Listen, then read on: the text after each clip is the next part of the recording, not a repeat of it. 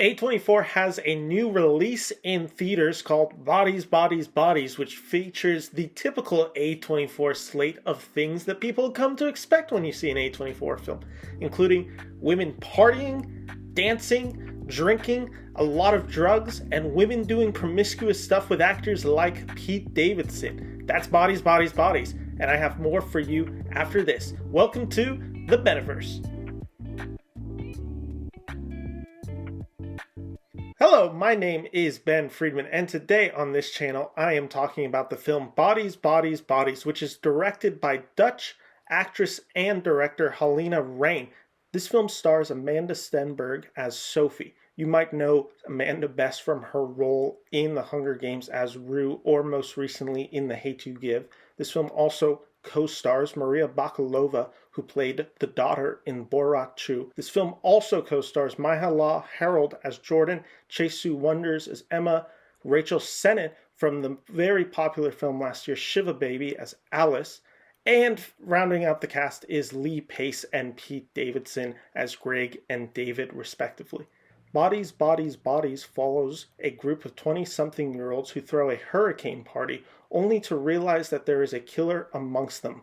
This film can best be described as a social satire, black comedy, slasher, thriller film. And there's one thing that is for sure. Bodies, Bodies, Bodies features a great cast of actors and actresses, all of whom who are very quite relevant in Gen Z culture. While maybe not all of them are well known, their properties or installments or series that they have worked on have all been quite popular with Gen Z culture. And that's what this film examines. This film is about Gen Zers for Gen Zers. To call Bodies, Bodies, Bodies a horror film would be quite misleading. It's not. It is at best a social satire with horror elements in it. If you are going in expecting a true to form horror film, you're going to be quite disappointed. This film almost plays more like a whodunit with, again, horror elements. Think Scream, but again, less scary. This film is not meant to thrill. This film has its moments of horror, but it is not grounded in that. It is grounded in satire. And honestly, that's where the film loses me.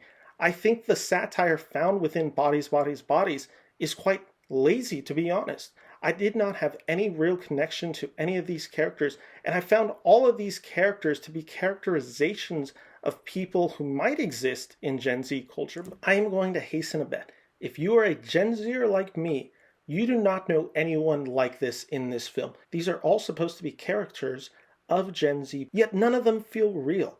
It's supposed to be a satire, which I get means that the elements are supposed to be raised up and exaggerated. Yet again, when nothing's grounded in reality, nothing feels particularly real, and that was my issue with this. None of these characters are particularly believable. No one in Gen Z actually talks like this, actually acts like this. It's just a complete letdown on that level. I've been hearing a lot of critics who have been calling this a scathing examination of Gen Z. I think they are mistaken. I don't think this film is close to representation of Gen Z. Again, there are cases like that that are true, but I would say on the large majority of parts that this film has no actual basis within Gen Z culture. And yet, had this been the only issue I had with the film, I think there would have been quite a lot enjoyable within the film.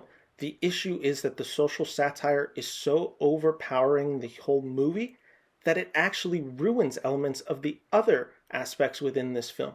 For instance, this whodunit that I mentioned, I was able to guess it so quickly due to the heavy-handed messaging of the social satire. It's quite obvious, and that there is only one logical killer, which I'll get more into later.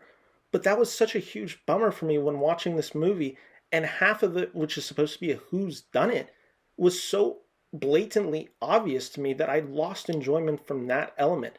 The performances are all great in this film, I would say, for the most part. In particular, Maria Bakalova continues to prove her excellency in dramatic and comedic roles. Her character of B is very complicated in this movie. We don't know much about her. She is a foreigner, and she's very closed off and quiet, making all the other characters feel so explosive, especially when they are around her. But she does such a great job of playing it contained and close to the chest that, again, you're just left unaware and unknowing of who she is and who she is presenting herself to be in this movie, which in a whodunit is really key because you could think anybody can do it, and she seems like a capable suspect along with the others. One other standout that I want to mention is Rachel Sennott, who gets the best laughs in this movie. She is quite funny in Bodies, Bodies, Bodies as Alice, who is an aspiring podcaster. The jokes surrounding her podcast are quite funny throughout, and again, she gets the biggest laugh lines, and she just gets to be the most fun character and the most exaggerated. She's the most fun character, she has one of the more fun arcs, and she's a character that just her comedic skills get to shine through in this film. And it's not that Amanda Stenberg, Mila Harold, or Chase Sui Wonders, or any of the other casts like Pete Davidson and Lee Pace are bad in this film. Far from it. I think they are all doing what is expected of them for this film.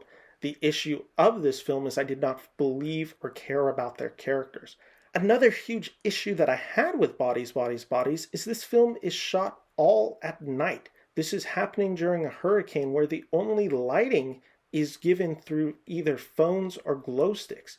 The issue is, if I'm correct, only Rachel Sennett's character of Alice is giving a glow stick. The rest are just illuminated through their phone lights. This doesn't make for a film that is particularly cinematic. While the cinematographer is able to capture some great cinematography throughout the film, a lot of the film feels really flat just due to the fact that you can't follow the action particularly clearly. There's scenes where characters wrestle each other to the ground with only their flashlights above their heads. You can't tell exactly what's going on because it's so dark. I found myself confused more than I was enthralled. Ultimately, I found Bodies, Bodies, Bodies to be a film that had a lot of great potential. I liked the idea. I liked the social satire that they placed on this film. However, I just thought it was completely mismanaged and didn't hit any real point. I found it actually similar to a review I did of Don't Look Up, where it just feels like the director and writer is so clearly antagonizing, but without actually having anything real to say about its characters. It feels like it hates its characters, but while forgetting to give them actual storylines. And that was my biggest disappointment with Bodies, Bodies, Bodies. Not only does the satire not work, but the satire then makes the other aspects of the film, like the who's done it, completely obvious, and I was not impressed with this film. There's one point of the film that I really want to talk about, but it is a huge spoiler for it, so I'm going to discuss it, but I'm going to do it after giving my star review for this film. With that said, my review of Bodies, Bodies, Bodies, I'm giving it 1.5 out of 4 stars. I thought there were some really great ideas in there. I think there's some really special performances in there, specifically from Sennott and Bakalova, but as a whole, this film never connected with me in any meaningful way. So thank you for watching, but like I said, if you are curious about the spoiler I'm talking about, I'll start talking about it in 3, 2, 1. When I mentioned that I guessed the plot line for this story within a few minutes of watching this film, I guessed right away that Pete Davidson's character of David, that he accidentally died. This film is supposed to be an indictment on the fact that Gen Zers don't know who their actual friends is, because when you're on social media, you're not actually hanging out with these people every day. You're seeing them through a lens of social media, the way they want to present themselves, thus you don't actually know the person you are talking about. That's what this film's message is supposed to be. You don't actually know who your friends are. Multiple of these characters said they haven't seen each other in years, and it sounds like they aren't really talking besides maybe the occasional group chat. Right away, my critical brain turned on, and I implied that to mean that none of these characters knew each other, thus none of these characters knew if they were capable of murder, and the implication was that they were not capable of murder, but they wouldn't know that because they don't talk to one another enough. Thus, Pete Davidson's death is clearly an accident.